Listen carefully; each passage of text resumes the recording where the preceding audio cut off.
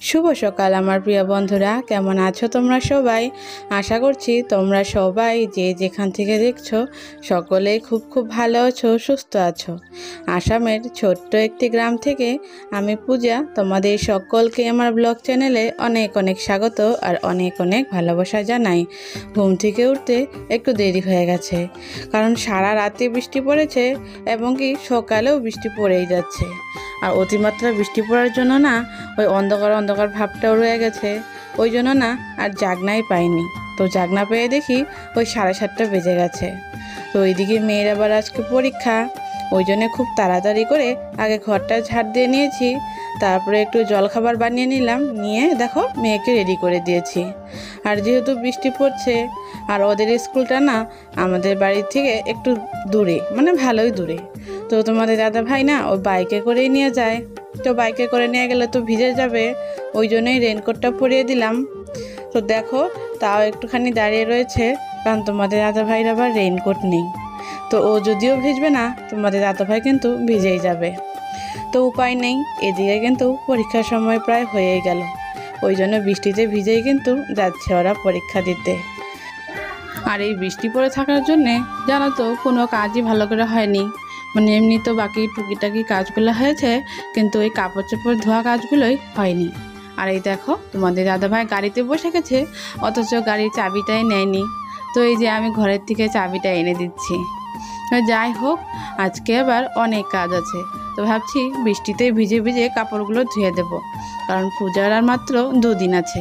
2 দিন পরেই ষষ্ঠী, আর ষষ্ঠীর পর থেকে তো কোনো ধোয়া পাগলা কিছুই করা হয় না। তো ওই আর কি। তো এইদিকে এদেরকে স্কুলে পাঠিয়ে দেওয়ার পর আমি লেগে গেলাম আমার কাজে। আর এই দেখো রোজ কাপড় টাপড় ধুয়ে এই ঘরের ভিতরে তার টাঙিয়েছি, এই তারের ভিতরেই কাপড়গুলো কিন্তু এইভাবেই শুকোতে দেই। উপায় নেই, কারণ কাপড়গুলো তো ধুতেই হবে, অথচ মেলানোরও জায়গা নেই, ওই কারণেই এই বুদ্ধিটাই করেছি।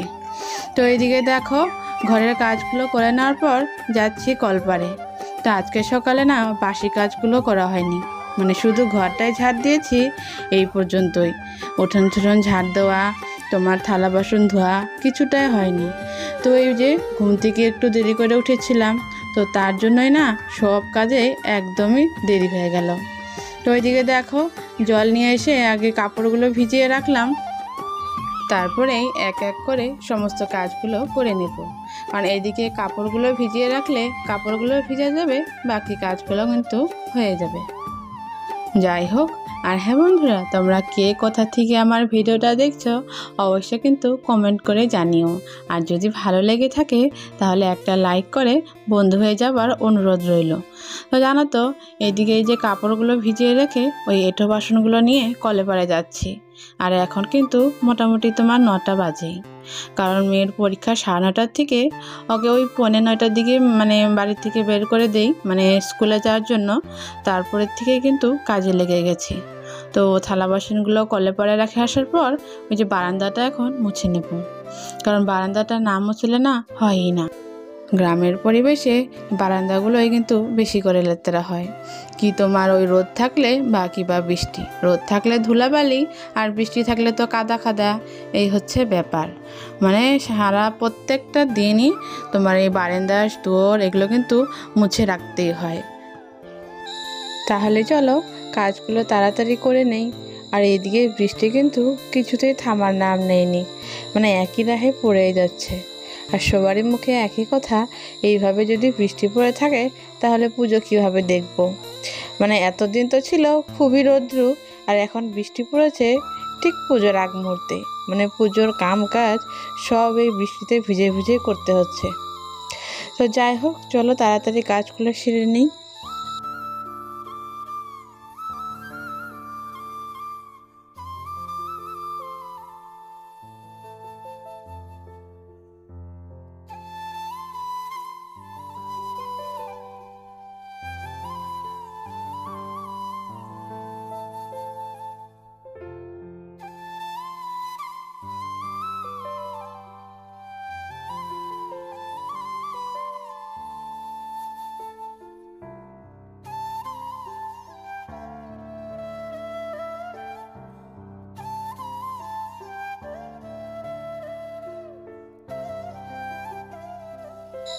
এইদিকে বারান্দাগুলো মুছে নেওয়ার পর উঠোনটা ঝাড় দিলাম।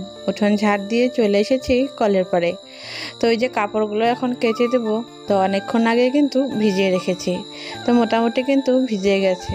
তো দেখো এখানে ওই যে থালা বাসনগুলো মেজেছিলাম বলে ওই ছাইগুলো এটকে এটকে আছে। তো দেখো আগে বালতিটাতে ধুয়ে দিলাম, তারপরে যে এক এক করে কাপড়গুলো কেচে নিচ্ছি। আর জানো তো এই বৃষ্টি থামার জন্য একটুখানি বসে হচ্ছিলাম গো, কিন্তু বৃষ্টি থামলো না বলে আর কিন্তু দেরি করিনি, কারণ আবার পুজোও দিতে হবে। ওই জন্যেই তাড়াতাড়ি করে কাপড়গুলো কিন্তু ধুয়ে নিচ্ছি। আর বৃষ্টির মধ্যেই ধুচ্ছি এই জন্যই, কারণ পুজোর আর সামনে বেশি দিন নেই, মাঝখানে আর 2 দিন নাকি 3 দিন আছে। তো কালকে আবার ভাবছি বাজারে যাব। তো এমনিতেই তো আমার জন্য একটা শাড়ি কিনেছি, কিন্তু ওই যে মেয়ের জন্য তোমাদের দাদাভাইয়ের জন্য কিছুই কেনা হয়নি। তো ভাবলাম কালকে গিয়ে ওদের কাপড় চোপড়গুলো কিনে আনবো। কালকে হচ্ছে রবিবার, আর জানো তো এবার বাবলির পরীক্ষা না ওই যে ষষ্ঠীর দিনই শেষ। তো পরের দিন থেকে তো সপ্তমী, তো বাজারে যাওয়ার কিন্তু আর সময়ই নেই। ওই জন্য কালকে রবিবার, ওই জন্য ভাবছি কালকেই যাব। তো চলো, এদিকে কিন্তু আমার কাপড় কাচা হয়ে গেছে। আর এই বিছানা চাদরটা না অনেকটাই মোটা, এরকমভাবে যদি পিটিয়ে পিটিয়ে না ধুই তাহলে না পরিষ্কারই হয় না। তো যাই হোক, এদিকে কাপড়গুলো কেচে নিয়ে এসেছি। এখনও কিন্তু বাইরে ওই যে গুড়ি গুড়ি করে বৃষ্টি কিন্তু পড়েই যাচ্ছে। ওই জন্যে কিন্তু ওই বাইরে কাপড়গুলো মেললাম না, বারান্দায় মেলে দিচ্ছি। কারণ এত কষ্ট করে ধুয়ে দেওয়ার পরে ও বাইরে মেলতে দেবো, আবারও বৃষ্টিতে আবারও কিন্তু ওই ভিজেই যাবে। তো যাক বাবা, ভিতরেই মেলে দিই, যতটুকু ঝরঝরা হয় ততটাই কিন্তু ভালো।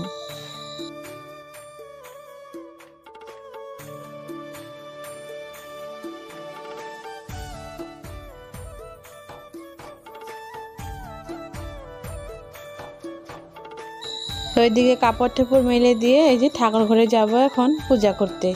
তো আজকে ভাবছি ঠাকুর ঘরের টেমাটামিগুলো মুছে রাখবো, কারণ এই যে ষষ্ঠী এসে গেল, এই ষষ্ঠীর দিনে কিন্তু অনেক কাজ থাকে। এদিকে ঘর ধর মোছা কাছা, উঠোন মোছা, তার মধ্যে মাজা ঘষা করা, আর ওই দিক দিয়ে ঠাকুর ঘরেরও কাজ। তো আগে যদি ঠাকুর ঘরের কাজটা সেরে রাখি তাহলে কিন্তু অনেকটা সহায় হয়। তো ভাবছি আজকেই ঠাকুরের ঘরে যে টমেটোগুলো আছে সেগুলো মেজে রাখবো, আর যে ঠাকুরের কাপড়গুলো ওগুলো কিন্তু ধুয়ে দেব। তো ওই দেখো ঠাকুরের কাপড়গুলো ধুয়ে ওই যে গ্রিলের উপর দিয়ে শুকোতে দিয়েছি, পর্দাগুলো। তো তখন না ওই যে খুবই বৃষ্টি পড়ছিল বলে আর কিন্তু ভিডিও করতে পারিনি। তো যাই হোক, ওই ঠাকুরের কাপড়গুলো ওই যে মেলে দেওয়ার পর আমি ওই যে বারান্দাটা ভালো করে ধুয়ে নিচ্ছি, কারণ বারান্দাটায় না ওই কুকুরের পায়ের ছাপ। কারণ জানোই বারান্দাতে গ্রিল লাগানো নেই বলে ওই কুকুরগুলো না মাঝে মধ্যেই উঠে থাকে, যখনই বৃষ্টি পড়ে তখনই যায় উঠে। অনেক খেদে দেই জানো তো, তাও না যেতেই চায় না। আবারও যখন রাতে ঘুমিয়ে পড়ি সকালবেলা দেখি ওই বারান্দাতে বসে রয়েছে। তো এই আর কি। তো যাই হোক, কী করবো বলো, অবলা জীব। তো যাই হোক, এদিকে বারান্দাটাও ভালো করে ধোয়া হয়ে গেছে। এখন এই যে সিঁড়িটাও ভালো করে ধুয়ে নিচ্ছি। কদিন আগে না এই সিঁড়িগুলো ওই যে বস্তা দিয়ে ঘষে ঘষে দিয়েছিলাম, তাহলে যে পিছলেগুলো সেগুলো না একদমই চকচকে হয়ে গেছিলো। তাই কয়েকদিন ধরে বৃষ্টিতে আবারও কিন্তু সেই একই অবস্থা। তো দেখো ওই সিঁড়িগুলো আবারও কিন্তু ওই শিউলি শিউলি হয়ে গেছে। বুঝতে পারছো এতটা এত বৃষ্টি হয়েছে যে সিঁড়িগুলো আবারও সেই আগেকার মতনই হয়েছে। তো যাই হোক, এদিকে ঠাকুরের থালা বাসনগুলো তাড়াতাড়ি মেজে নিচ্ছি, কারণ আবারও রান্না করতে হবে। কারণ রান্নার সময় প্রায় পেরিয়েই যাচ্ছে। এখন কিন্তু মোটামুটি তোমার ওই 12:30 কি 1:45। মেয়ে আমার আসার সময় হয়ে গেছে।